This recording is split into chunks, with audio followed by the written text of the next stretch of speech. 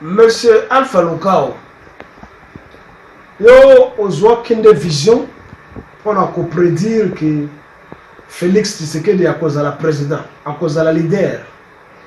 D'après ce que tu avais dit, que c'était répandu partout à travers tes fanatiques.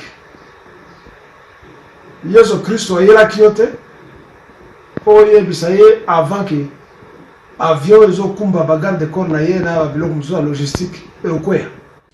N'hésitez pas à liker la vidéo si elle vous plaît et si vous êtes nouveau sur la chaîne, n'oubliez pas de vous abonner et d'activer la notification pour ne rater aucune de nos prochaines vidéos.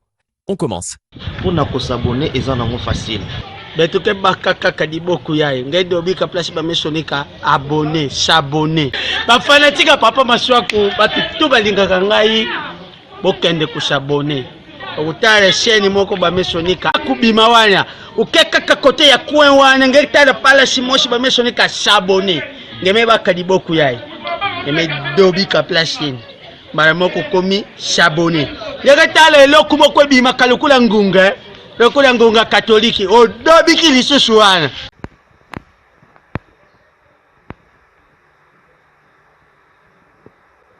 Monsieur Alpha Lukao, yo ozwa kende vision pour prédire que Félix Tshisekedi à cause de la président, à cause de la leader.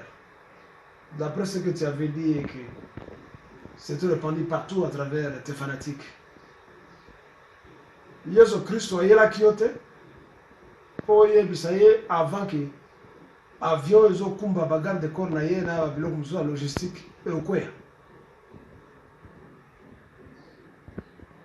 Yo ressuscita qui motomoko ya Zimbabwe awa en Afrique du Sud. Va maintenant ressusciter ceux-là qui sont morts dans l'avion, les victimes du crash.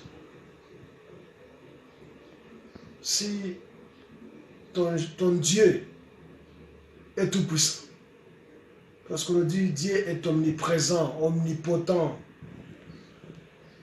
omniscient. Dieu ne t'a pas dit, il n'a pas vu qu'un accident allait arriver ou qu'on allait abattre un avion.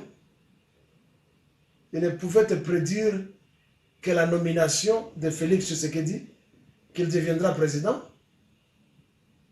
Nous t'attendons aussi, dès qu'on va la battre, pour que tu puisses avoir une autre vision, afin de le ressusciter. Parce que tu as beaucoup de visions.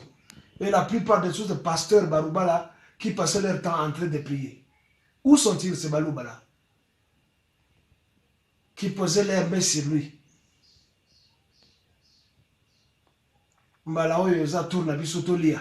Félix Béton, Fachi Béton.